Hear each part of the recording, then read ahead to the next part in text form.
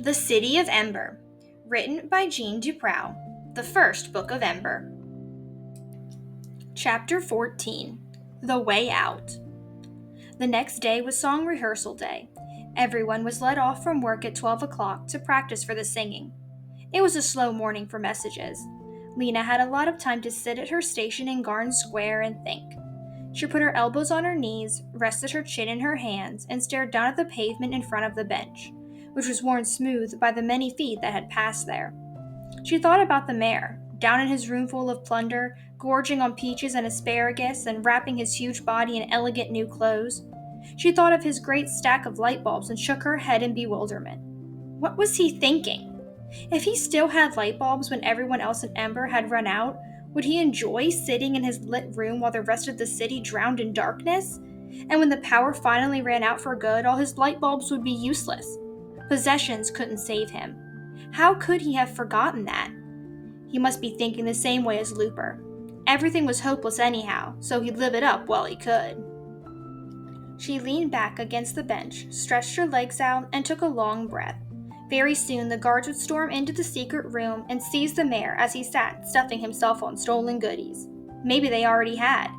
Maybe today the stunning news would come. Mayor arrested, stealing from citizens. Maybe they'd announce it at the singing so everyone could hear it. No one came with any messages to be delivered, so after a while Lena left her station and found a step to sit on in an alley off Calloo Street. She pulled back her hair and braided it to keep it from sliding around. Then she took from her pocket the copy of the instructions she'd made just after she sent her note to the mayor. She unfolded it and began to study it.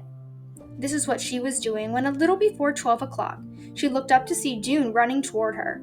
He must have come straight from the pipeworks. He had a big damp patch of water on one leg of his pants. He spoke in an excited rush. "I've been looking all over for you," he said.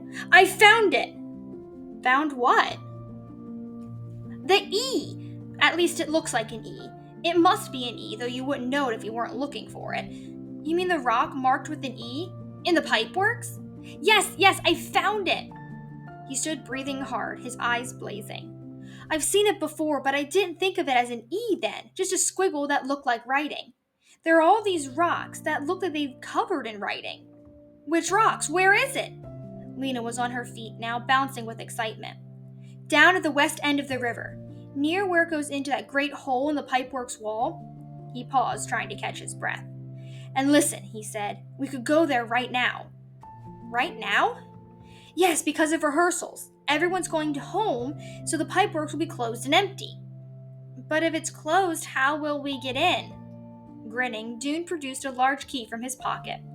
I ducked into the office on my way out and borrowed the spare key, he said. Lister, he's the pipeworks director, was in the bathroom practicing his singing. He won't miss the key today, and tomorrow everyone will be off work. He did an impatient shuffle. So come on, he said. The town clock struck the first of its 12 noontime booms. Lena stuffed her copy of the instructions back in her pocket. Let's go. The pipeworks was empty and silent. Lena and Dune went up the hallway past the rows of boots and the slickers hanging on their hooks. They didn't take any of these for themselves. This was not a pipeworks tunnel they were about to enter, they were sure. It wouldn't be dripping with water or lined with spurting pipes. They went down the long stairway and out into the main tunnel where the river thundered alongside the path, its dark surface strewn with flecks of light. Dune led the way along the river's edge. As they neared the west end, Lena saw the rocky outcroppings Dune had described to her. They were strange bulging shapes creased with lines like faces of the very old. Not far beyond, Lena could see the place where the river disappeared into a great hole in the pipeworks wall. Dune knelt down beside a clump of stones. He ran a finger over the convoluted surface. Look here, he said. Lena stooped down and peered at the deeply carved lines. It was hard to see the E at first because it was surrounded by such a tangle of other lines, and because she was expecting the E to be drawn out with straight strokes. But once she saw it, an E drawn with curving lines, a script E, she was sure it had been carved on purpose. It was centered on the stone, and its lines were deep and even. From here we should look down at the river, said Dune. That's what the instructions said, down river bank to ledge. He lay on his stomach next to the rock and inched forward until his head hung over the edge of the path. Lena watched him anxiously. His elbows stuck up on either side of him, and his head bent down was nearly invisible. He stayed that way for long seconds. Then he shouted, "Yes, I see something!" and scrambled to his feet again. "You do it," he said. "Look at the riverbank right below us." Lena did as he had. She laid down and pulled herself forward until her head was over the edge. 8 feet or so below her, she saw the black water churning by. She tucked her chin in and looked down at the riverbank. It was a sheer rock wall, straight up and down, and slick with spray, and at first that's all she saw. But she kept looking, and before long she could make out short iron bars bolted into the bank, one below the next, almost directly below her. They were like rungs of a ladder. They were a ladder, she realized. The bars provided a way to climb down to the riverbank. Not a very appealing way. The bars looked slippery, and the water below was so terribly fast. And because of the dimness and the flying spray, she couldn't actually see if there was a ledge at the bottom or not. But the E was clearly an E, and the bars were clearly a ladder. This must be the right place. "Who'll go first?" said Dune. "You can," Lena said, getting to her feet and stepping away. "All right." Dune turned so his back was to the river, and he eased himself carefully over the rocks, feeling for the first rung with his foot. Lena watched as he sank out of sight, little by little. After a few moments, a voice called up from below, "I'm down! Now you come!" Lena inched backwards just as Dune had, letting one foot dangle over the edge, lower and lower until it touched the first rung of the ladder. She shifted her weight to that foot, clinging with cold fingers to a ridge in the rock, and lowered herself slowly until she was standing on the rung with both feet. Her heart was beating so hard she was afraid it would shake her fingers loose from their grip. Now she had to move downward. She felt for the next rung with her foot, found it, let herself down. It would have been easy if it hadn't been for the river waiting below to swallow her. "You're almost there," called Dune. His voice came from right below her. "There's a ledge. One more rung and you'll feel it." She did feel it, solid beneath her foot. For a second, she stood there, still clutching the ladder. The surging water was only inches below her now. "Don't think about it," she told herself. She moved sideways 2 steps to stand next to Dune, and there in front of them was a rectangular space carved out of the river wall, rather like the entry hall of a building. It was perhaps 8 feet wide and 8 feet tall, and would have been invisible from anywhere else in the pipeworks. You had to have climbed down to the river bank to see it. They stepped into this entry hall and walked a few steps. Enough light to see came by from the tunnel behind them. Lena stopped. "There's the door," she said. "What?" said Dune. The water roared so loudly they had to shout to be heard. "The door!" Lena yelled happily. "Yes!" Dune yelled back. "I see it!" At the end of the passage was a wide, solid-looking door. It was dull gray, molted with greenish and brownish blotches that looked like mildew. Lena put her palms against it. It was metal, and it felt cold.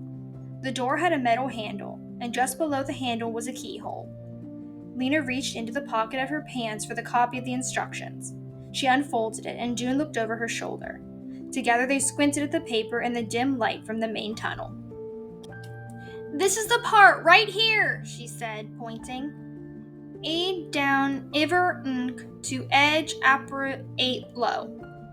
4. Axe to the water, find door of bow, cur, key hind small steel pan, the right, rem, e open dough."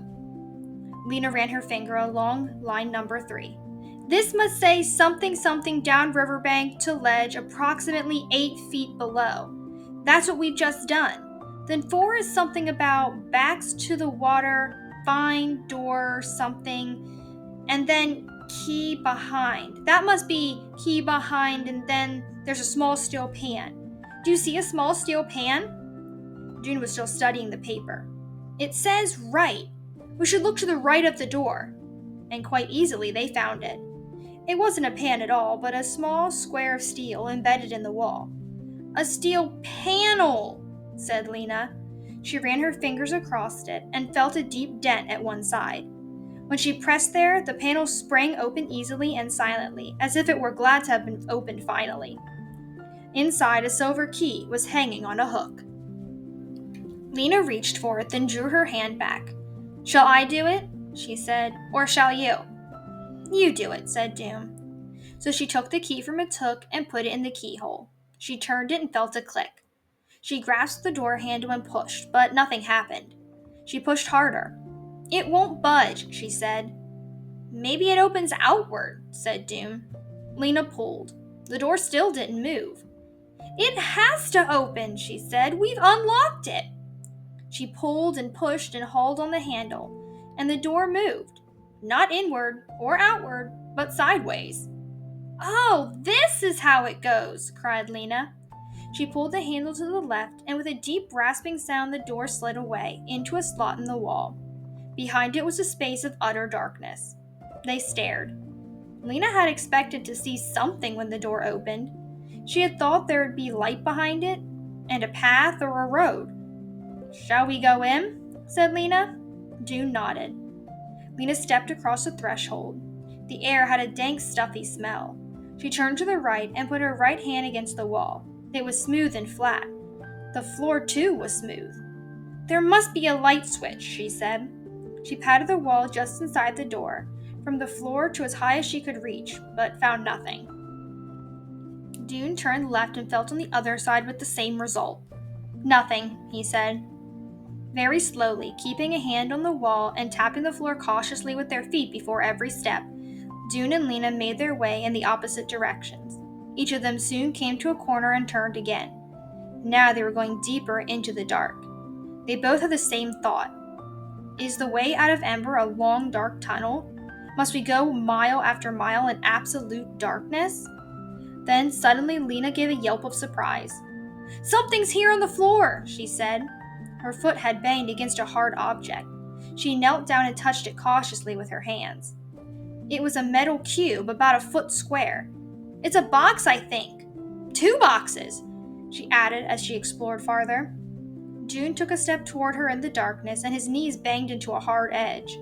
"There's something else here, too," she said. "Not a box." He ran his hands along it. "It's big and has a curved edge." "The boxes are small enough to lift," said Lena. "Let's take them out where it's lighter and see where they are. Come and help." Dune made his way to Lena and picked up one of the boxes. They walked back through the door and set the boxes down at a few feet from the river's edge. They were made of dark green metal and had a gray metal handle on top and a kind of latch on the side. The latches opened easily. Lena and Dune raised the hinged lids and looked inside. What they saw puzzled and disappointed them. Lena's box was full of smooth, white rods, each about 10 inches long. At the end of each one, a little bit of string poked out. In Dune's box, there were dozens of small packets, wrapped in a slippery material. He opened one and found a lot of short wooden sticks, each with a blue blob on the end. Both boxes had a label on the inside of the lid. The label on Lena's box said candles. The label on Dune's said matches. And under it was a white, inch-wide strip of some kind of rough, pebbly material. "What does candles mean?" Lena said, puzzled. She took out one of the white rods. It felt slick, almost greasy. "And what does matches mean?" said Dune. "Matches what?" He took one of the small sticks from the packet. The blue stuff on the end was not wood. Could it be something to write with, like a pencil? Maybe it writes blue. "What's the point of a whole box of tiny pencils?" asked Lena. "I don't understand." Dune frowned at the little blue-tipped stick. "I don't see what else it could be," he said finally. "I'll try writing it with something with it." "On what?" Dune looked around. The floor was too damp from the spray of the river to write on. "I could try it on the instructions," he said. Lena handed them to him. Carefully, he rubbed the blue end of the stick along the edge of the paper. It didn't leave a mark. He rubbed it along his arm. No mark there either. "Try this white stuff," Lena said, pointing to the white strip inside the lid of the box. He scraped the blue tip across the rough surface. Instantly, the end of the stick burst into flame. Dune cried out and flung the stick away. It landed on the floor a few feet off, where it burned brightly for a moment, then spurted out. They stared at each other, their mouths open in astonishment. There was a sharp, strange smell in the air that started in their noses. "It makes fire," said Dune, "and light." "Let me try one," said Lena. She took a stick from the box and ran it across the rough strip. It blazed up fiercely, but she managed to hold on to it for a moment. Then she felt the heat on her fingers and let go, and the flaming stick dropped over the ledge and into the river. "Fire sticks," said Dune. "Are they what saves Ember?" "I don't see how they could be," said Lena. "They're so small, they go out too fast." She shivered. This was not turning out the way she thought it would. She held up one of the white things. "Anyway, what are these for?" Dune shook his head in bewilderment. "Maybe a candle is a kind of handle," he said. "Maybe you tie the stick on with the string and then you can hold it longer while it burns." "It would still go out just as fast," said Lena. "Yes," said Dune, "but that's all I can think of. Let's try it." With a great deal of effort, they looped the string of the rod around one of the sticks. Lena held the rod while Dune scraped the blue tip into flame. They watched the stick flare brightly, making shadows jump up behind them. The wood turned black, and the charred fire stick crumbled and dropped to the ground. But the light didn't go out. The string itself had caught fire, and as they watched, it spurted and smoked, then burned steadily, filling the little room with a warm glow. "It's a movable light," said Dune with awe. All Lena's excitement flooded back. And now, she said, "we can go back into the room and see what's there." They went back to the passage to the doorway and stepped in. Lena held the movable light an arm's length before her. In its flickering glow, they saw something made of silvery metal. They walked slowly around, examining it. It was long and low, filling up the center of the room. One end of it came to a point. The other end was flat. Across the open middle stretched 2 metal strips. 4 stout ropes were attached on the outside, one at each end and one on each side. And on the floor of the thing, there were 2 poles, each flattened at one end. "Look," said Lena, "there's a word on its side." They squatted at the pointed end and held the flame near the word. It said, in square black letters, "Boat." "Boat?" repeated Dune. "What does that mean?" "I don't know," said Lena. "And here's another word on these poles. Paddles. The only paddle I know is the one Mrs. Polster uses on kids who misbehave at school." Once again, she took her copy of the instructions out of her pocket and consulted it, holding it in the light of the flame. "Look," she said, "right here. Oat must be boat." 5. Oat, stocked with nets, up, ent, back, ont, st. "The next part must say stocked with necessary equipment," said Dune. "And that must be what's in these boxes." "Then there's this." Lena ran her finger along the next line. "Usi ops lo ter head dow st us pa av checks and assist over rap." "This word must be rope," she said, then lower, and then would this word be downstairs? Maybe it says head downstairs? "That doesn't make sense," said Dune. "There aren't any stairs except the ones that go up." He frowned at the word, and then he took a sharp, short breath. "Downstream," he said. "The word must be downstream. It must say something like use the ropes to lower the boat and head downstream." He looked up at Lena and spoke in a voice full of wonder. "The boat goes on the water. It's something to ride in." They stared at each other in the flickering light, realizing what this meant. There was no tunnel leading out of Ember. The only way out was the river. To leave Ember, they must go on the river.